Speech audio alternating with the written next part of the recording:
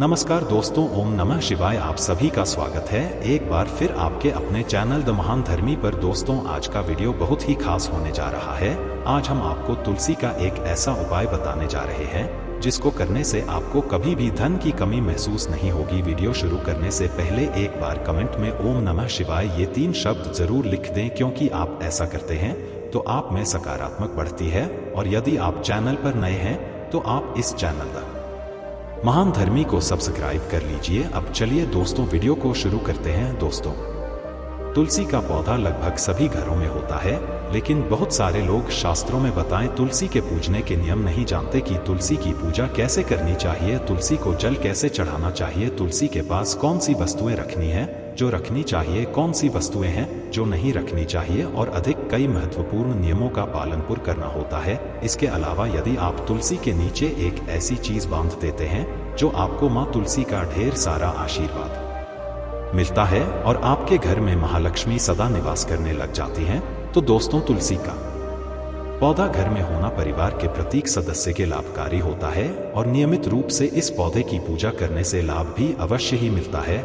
लेकिन आप तुलसी के नीचे यह चीज बांध देते हैं तो आपको तुलसी लगाने का कहानी कई गुना अधिक फल प्राप्त होता है, क्योंकि इस एक चीज के बिना तुलसी अधूरी मानी जाती है। यह चीज तुलसी को संपूर्ण बनाती है। दोस्तों, तुलसी बहुत ही अधिक धार्मिक महत्व रखती है। कोई भी धार्मिक अनुष्ठान हो, कोई भी यज्ञ हो, कोई भी पूजा पाठ हो, तुलसी का प्रयोग अवश्य किया जाता है। तुलसी हमारे धर्म और शास्त्रों में भी बहुत महत्व रखती है। इसका महत्व आदिकाल से चला आ रहा है। तुलसी की पूजा करने से हमारे सभी पाप पूरी तरह से नष्ट हो जाते हैं। यदि आपके घर में तुलसी है तो वह घर की सुख शांति और समृद्धि के लिए तुलसी माँ को चुनरी अवश्य उड़ानी चाहिए। दोस्तों, कुछ लोग जान अनजाने में तुलसी के पास कुछ ऐसी चीज रख देते हैं जिससे तुलसी माता जी का अपमान होता है। इसलिए तुलसी के पास आपको अपने मुंह से अपशब्द नहीं बोलना चाहिए, गाली गलौज नहीं करनी चाहिए। तुलसी के पास झाड़ू पोंछा नहीं रखना चाहिए, इसे पाप माना गया है। जहां तुलसी का पौधा हो उसके आसपास थूकने घर अनर्थ हो सकता है। तुलसी के पास दिया जलाने के बाद जले हुए दीपक को, यानी जो जब दिया जल जाता है और फिर उसके बाद बुझ जाता है, तो बुझे हुए दीपक को आपको वहां से हटा देना चाहिए, क्योंकि तुलसी के पास बुझा दीपक रखना बहुत ही ज्यादा अशुभ माना जाता है। तुलसी के गमले में शिवजी और गणेश जी की प्रतिमा यानी कि मूर्ति नहीं रखनी चाहिए। तुलसी के पौधे के पास कपड़े भी नहीं सूखने के लिए रखने चाहिए, क्योंकि ऐसा करते हैं तो कपड़ों का गंदा पानी तुलसी जी में जाता है। इससे हम घर पाप के भागीदार बनते हैं और हमारे घर से अंदर लक्ष्मी हमेशा के लिए चली जाती है। यह तुलसी माँ का अपमान होता है। तुलसी का पेड़ जब सूख जाते हैं तो सूखे हुए पत्तों को कचरा में नहीं फेंकना चाहिए, नाली में नहीं फेंकना चाहिए। उन पत्तों को आप गमले में मिट्टी में ढाबा दें या मिट्टी में डाल दें। रविवार के दिन तुलसी को चुन पाप माना जाता है। घर में तुलसी के पौधे को सुखाना नहीं देना चाहिए। घर में तुलसी का पौधा सुखाना काल मृत्यु का सूचक होता है। जी हाँ दोस्तों, इससे काल मृत्यु की सूचना यह पौधा दे रहा होता है, क्योंकि इसलिए तुलसी के पौधे का बहुत अच्छे से ख्याल रखना चाहिए। दोस्तों, इसे हमेशा हर भारत रखना चाहिए, इसे कभी सूखना नहीं देना चाहिए। दोस्तों, शास्त्रों के अनुसार मासिक धर्म के दौरान महिलाओं को तुलसी के पौधे में पानी नहीं डालना चाहिए, इसे चुन नहीं चाहिए। तुलसी के पौधे को पूर्व तथा उत्तर दिशा में लगाना बहुत अधिक शुभ माना जाता है। तुलसी के पास रेगिस्तान है, अगर आप तुलसी के पास केले का पेड़ लगाते हैं तो यह बेहद ही शुभ माना जाता है। इसको करने से आपको कई गुना लाभ प्राप्त होता है, क्योंकि केले के पेड़ में भगवान विष्णु का वास होता है। इससे घर में लक्ष्मी भी प्रसन्न होती है, क्योंकि जहां भगवान विष्णु होते हैं वहां लक्ष्मी जी अवश्य होती है। तो यदि आप तुलसी के पास केले का पेड़ लगे तो उससे आपको बहुत ज्यादा धनी की पूर्ति मिलेगी। धन के सभी रास्ते खुला जाएंगे, आपकी उन्नति होती चली जाएगी और आपके सारे बिगड़े में कम बंदे चले जाएंगे। दोस्तों, तुलसी के पौधे में शालिग्राम जरूर रखनी चाहिए। तुलसी के पौधे में शालिग्राम रखना से आप बहुत ज्यादा धन और वैभव के भागीदार होते हैं। तो शालिग्राम भगवान विष्णु का निराकार रूप है।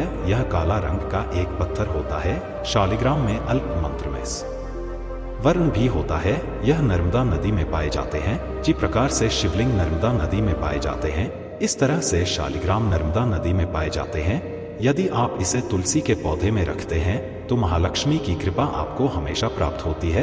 आपके घर में कभी भी धन धनी की कमी नहीं रहेगी और पुराणों के अनुसार जिस घर में शालिग्राम होते हैं वह घर सभी तीर्थ के समाज हो जाता है। उस पर एक तुलसी का पत्ता रखना चाहिए और प्रतिदिन शालिग्राम को पंचामृत से स्नान करवाना चाहिए। तुलसी का पौधा कभी भी लाल रश्मि आकार नहीं लगाना चाहिए। इस तरह का लालच कि हमें धन प्राप्त होगा, तुलसी का पौधा हमारे घर में होगा। दोस्तों, तुलसी का पौधा लगे तो उसकी नित्य पूजा करनी चाहिए और नियमों के पालन करना चाहिए। यदि आप तुलसी का पौधा लगा लेते हैं और तुलसी आपके घर में उगती है और आप उनके नियमों का पालन नहीं करते हैं तो तुलसी जी आपसे कुपित हो जाती हैं और उससे आपको विपरीत परिणाम देखने पड़ सकते हैं।